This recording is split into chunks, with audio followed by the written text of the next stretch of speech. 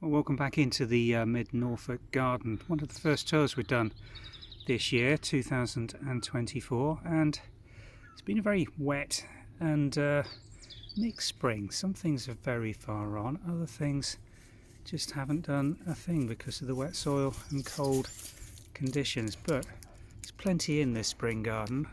This is one that we've been planting up only for about 2 years now, reconstructed out of an old vegetable garden, the remnants of which and some of the fruit bushes you can see just in front of that low wall that formed the back end of the farmyard here. So these are old stable blocks behind me. You can see some of the agricultural buildings, and if I pan right round into the building site that you may have watched us gradually transform this old agricultural barn into some more residential accommodation. Let's go and have a look, see what we've got coming up in this border, because it's the daffodils at this time of year that are really just coming into their very, very best. Now, every year we tend to trawl around some of the garden centres and DIY places and pick up bags of mixed bulbs that are gone unloved and plant them very late, and these only actually went in January this year, but just look at them, really come on very quickly, very full. Mixed colours in this one, and this is a nice way of growing them, particularly when we've got quite a thick planting of established bulbs already in borders. When these are spent, what we're going to do is just plant them out into spaces and we gradually thicken up, and that's what we've done here on all this area. This was all old vegetable garden which has gradually been transferred into a cutting garden with rows of tulips which are doing fantastically here. Just look at the colour combination on that. Completely coincidental with these peachy pink, beautiful, full formed blooms in the front, and then just picked up with that red behind. There's quite a few more coming on still, some fancies, all of which have just been planted into here to grow on. Rows of tulips, some iris in the foreground there. We've also got some alstroemeria coming up. That's that little leaf here. Gives us these beautiful flowers later in the summer. But this is part herbaceous, part cutting garden, and again last year all the daffodils and narcissi from the pots that we've got growing in the front aspect here were planted out, and just look at how well they've done. Really is worthwhile planting pots of bulbs that you've had given you or bought from the garden centres and infilling with these. They do very, very well indeed. Another row of tulips that were just healed in here at the very end of last season. I can't remember exactly what sort these are. They're obviously much later than the pink and red ones we've just shown you. I'm hoping they're going to be big dark purple. Emperor, I think they may be called.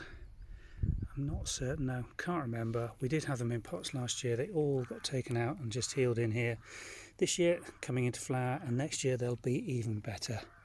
And again, same again with these daffodils or narcissi with those orange centres, just about coming to the end. Quite an early variety. I think these were ones that we did a video on that were from Taylor's that we got for them using one of our lemon tree videos. But they're coming back, and year after year they'll just continue to thicken up, and every so often we'll dig them up, divide them, spread them out further into the garden and get some more free bulbs. But just look at these lovely thick plantings of daffodils, and from a long view it really does give you a fantastic full effect. There's a few more little speciality ones that Kate's just planted out this afternoon. Quite a bright multi-headed little narcissi. Just a couple of pots. Just come in and add to the colour explosion that you get in these borders at this time of year.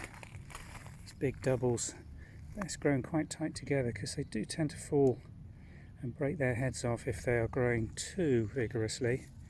So if they've got a bit of support around them, it does tend to help them. These little highly scented beauties are probably Winston Churchill. Can never be absolutely certain, there's so many very similar varieties, but with that yellow centre, and the scent off these is just heady. Grown again from pots that have just been potted into the ground, and we've probably got now, if you look at the base of that, 10 or 20 bulbs in there now, probably ready for dividing in a year or so's time and spreading out further.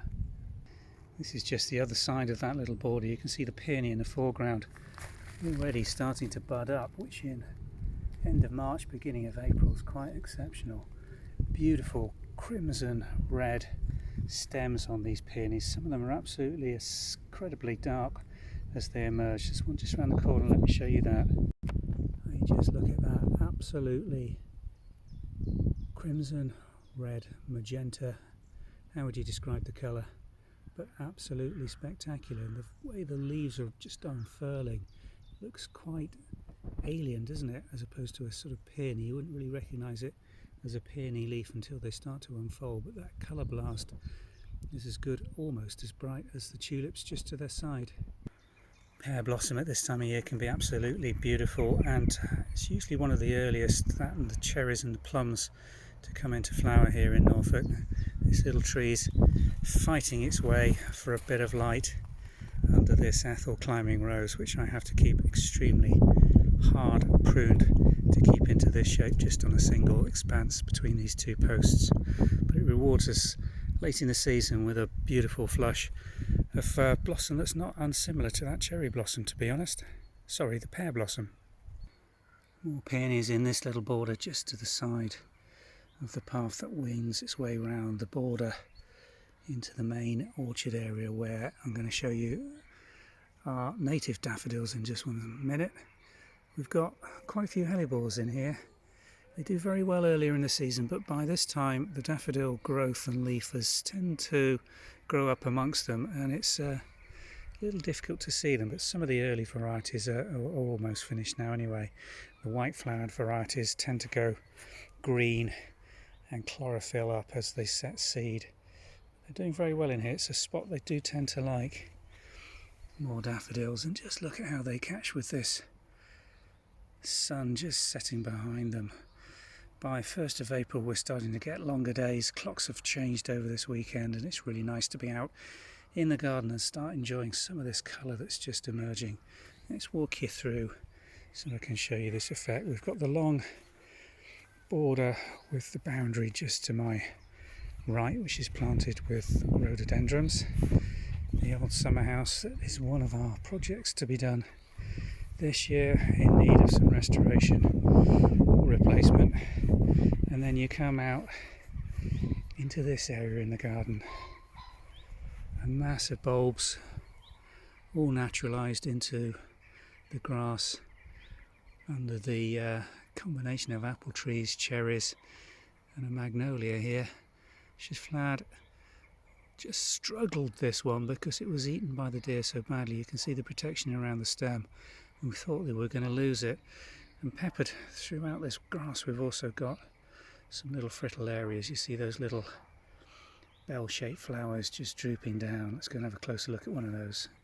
Here we go, a fine example of an English fritillaria. They love moist water meadow type conditions, and the lush grass and clay-like subsoil here suits them very well. Particularly this year, it's been extremely wet. There's a few of them coming up. Some whites in here as well. Just let me find. There we go. There's the white version. They do tend to cross and hybridize.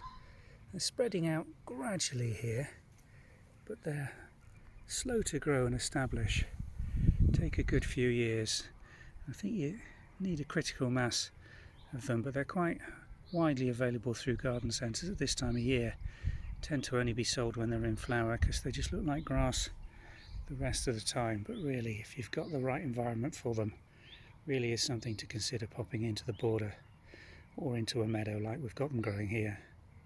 The rhododendrons on this bank, planted more than 15 years ago, really struggled to get going. It's a terrible place to have planted them, really, on a raised dry bank with an established lime hedge behind it, sucking all the nutrients and water out. We've had to water and feed continuously just to keep the poor things alive, and we're still getting, as you can see, some dieback on them. But they're getting going eventually. Here's the main planting. Those daffodils. This is the wild variety mainly, this little classic pale yellow petals with the darker yellow centre. It does tend to seed, and just look at all those young daffodils that are still just in leaf, not flowering. This is going to get better and better by managing it carefully and not cutting it too early to allow the growth to get back and strength into the bulbs. And you can see that these clumps are gradually thickening up, and year after year surprises you with the sheer volume of flower that you get on a big area like this. We're not going to deadhead these. This is the only daffodil that will reliably set seed and fertile seed that will then drop into the meadow. And again, if it's not cut too early, and if you do cut it, the thatch isn't carried away, you will get plenty of seedlings that will take 4 or 5 years to grow to flowering size, but with the right conditions they will reward you with a beautiful flush of gorgeous yellow at this time of year. Now this long boundary border is probably around 12 feet deep. It's at the base of quite a tall hedge on the southern aspect, full of ivy, absolutely dense, and also sits under the most enormous ivy-clad oak tree. So not ideal growing conditions, and it's always later than other parts of the garden, but it does mean that a lot of these bulbs last that little bit longer than they would if they were in full sun, and it makes an ideal spot for growing these primulas. As you can see, they're absolutely loving it. We're thickening them up. Nice bit of ground elder in there as well, but this is a country garden, and well, you've just got to learn to live with some of that, to be honest. Otherwise you'll drive yourself very slowly mad trying to get rid of it. It's coming on nicely. We're very pleased with this element of the garden at this time of year.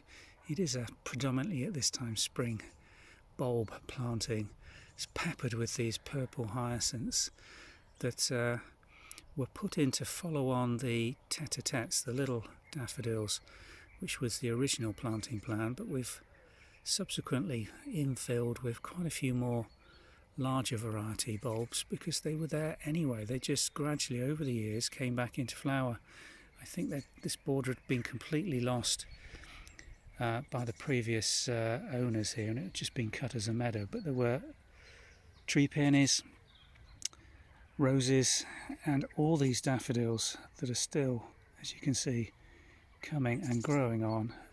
And next year always going to be better than this year, but I can't really complain, can I? Because that's a pretty spectacular show already.